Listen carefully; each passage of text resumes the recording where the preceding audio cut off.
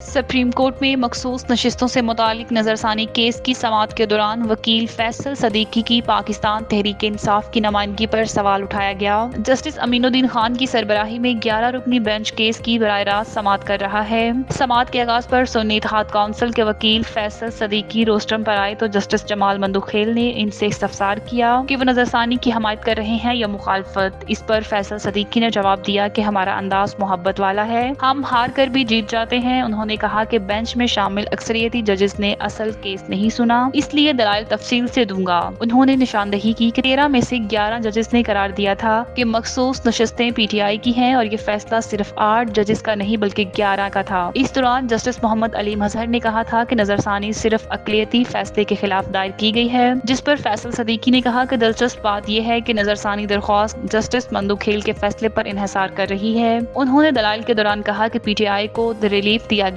ہے جبکہ وہ فریق نہیں تھی۔ الیکشن کمیشن نے انٹرا پارٹی انتخابات کو تسلیم نہیں کیا اور پی ٹی آئی سے انتخابی نشان واپس لے لیا، یہی سے تنازع شروع ہوا۔ فیصل صدیقی نے کہا کہ سپریم کورٹ نے الیکشن کمیشن کے فیصلے کو برقرار رکھا تھا اور کمیشن نے پی ٹی آئی امیدواروں کو آزاد قرار دیتے ہوئے مختلف انتخابی نشان جاری کیے۔ عدالت نے یہ نکتہ بھی اٹھایا کہ کیا اس فیصلے کو چیلنج کیا گیا تھا، جس پر فیصل صدیقی نے کہا کہ سلمان اکرم راجہ نے چیلنج کیا تھا اور اس کا ذکر فیصلے میں موجود ہے۔ جسٹس مندوخیل نے سوال کیا کہ کیا پی ٹی آئی نے فیصلے کی غلط تشریح چیلنج کی۔ فیصل صدیقی نے بتایا کہ ریٹرننگ آفیسر نے سلمان اکرم راجہ کو پی ٹی آئی امیدوار نہیں مانا اور انہوں نے ہائی کورٹ سے رجوع کیا۔ دلائل میں کہا گیا کہ مخصوص نشستیں دوبارہ انہی جماعتوں کو دی گئی جنہیں پہلے ہی متناسب نمائندگی کے مطابق نشستیں مل چکی تھی۔ سنی اتحاد کونسل نے اس فیصلے کو پشاور ہائی کورٹ میں چیلنج کیا، جس کے بعد معاملہ سپریم کورٹ پہنچا۔ اگر یہ 78 نشستیں دیگر جماعتوں کو دی جائیں گی تو حکومت کو 2/3 اکثریت مل سکتی ہے جو متنازع ہوگی۔ سماعت کے دوران جسٹس مستند حلالی نے وکیل سے سوال کیا کہ وہ سنی اتحاد کونسل کے وکیل ہیں یا پی ٹی آئی کے، کیا پی ٹی آئی نے انہیں نمائندگی کا اختیار دیا ہے؟ فیصل صدیقی نے جواب دیا کہ وہ پی ٹی آئی کے وکیل نہیں ہے، جس پر جسٹس حلالی نے ریمارکس دیے کہ نہ چھپتے ہیں نہ سامنے آتے ہیں۔ فیصل صدیقی موقف اپنایا کہ نظرثانی درخواستیں قابل سماعت نہیں کیونکہ ان میں فیصلے کی کوئی قانونی غلطی یا سقم نہیں دکھایا گیا۔ عدالت نے سماعت 29 مئی تک ملتوی کر